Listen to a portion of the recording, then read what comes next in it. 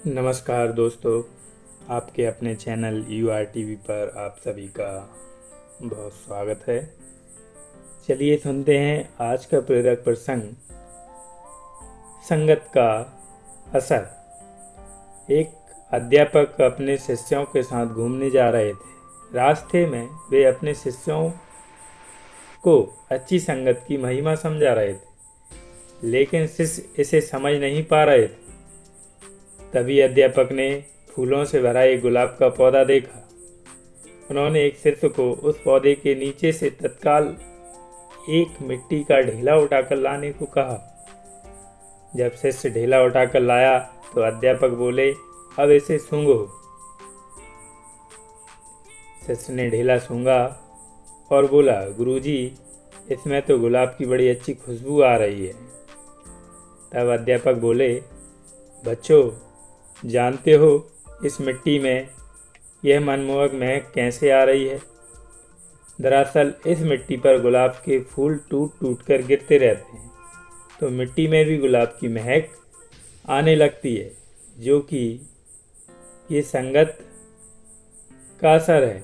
और जिस प्रकार गुलाब की पंखुड़ियाँ की संगति के कारण इस मिट्टी में से गुलाब की महक आने लगी, उसी प्रकार जो व्यक्ति जैसी संगत में रहता है उसमें वैसे ही गुण दोष आ जाते हैं। जय श्री राधे कृष्ण।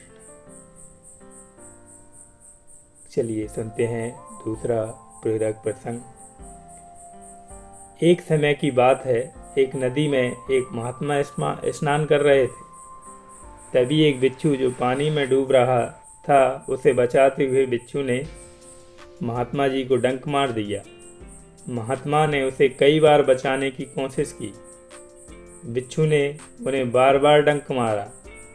अंततः महात्मा ने उसे बचाकर नदी के किनारे रख दिया।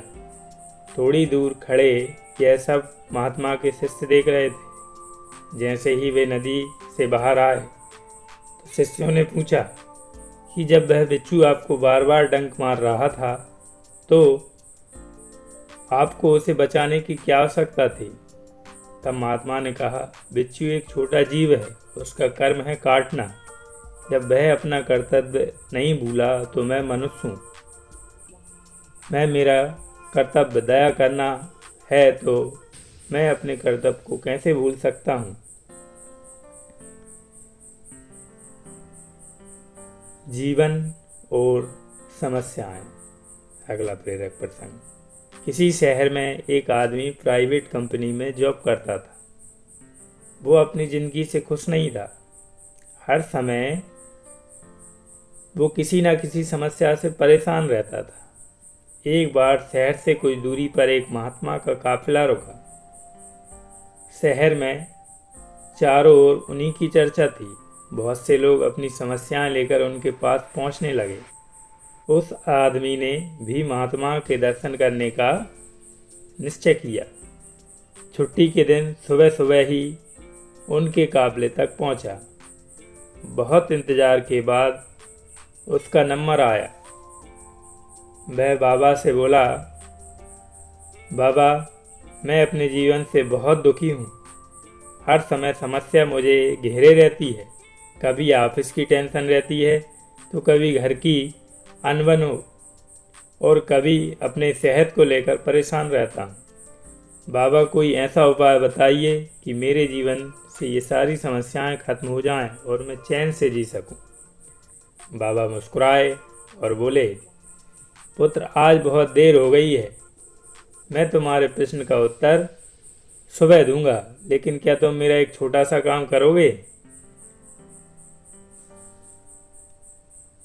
व्यक्ति बोला, जी बताइए।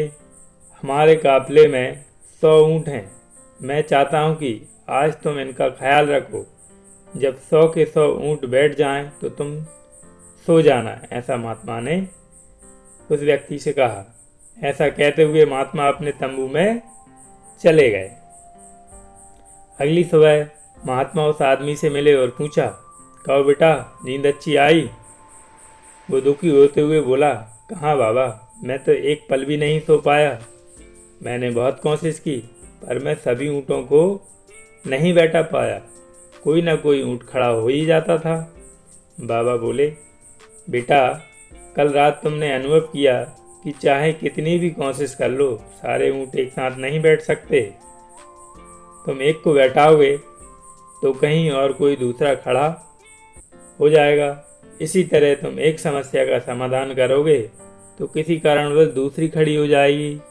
पुत्र, जब तक जीवन है ये समस्याएं तो बनी ही रहती हैं, कभी कम तो कभी ज़्यादा। तो हमें क्या करना चाहिए? आदमी ने जिज्ञासावश साधु महात्मा जी से पूछा। इन समस्याओं के बावजूद जीवन का आनंद लेना सीखो। कल रात क्या हुआ? कई ऊँट रात होते होते खुद ही बैठ गए, कई तुमने अपने प्रयास से बैठा दिए। बहुत से ऊँट तुम्हारे प्रयास के बाद भी नहीं बैठे और बाद में तुमने पाया कि उनमें से कुछ खुद ही बैठ गए।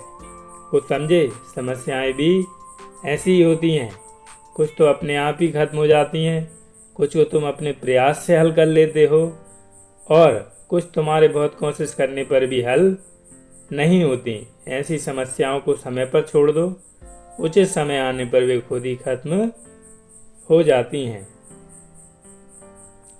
जीवन है तो कुछ समस्याएं रहेंगी ही, पर इसका ये मतलब नहीं कि तुम दिन रात उन्हीं के बारे में सोचते रहो। समस्याओं को एक तरफ रखो और जीवन का आनंद लो। चैन की नींद सो जाओ, जब उनका समय आएगा वो खुद ही हल हो जाएंगी। बिंदास मुस्कुराओ, क्या गम है? जिंदगी में टेंशन किसको कम है?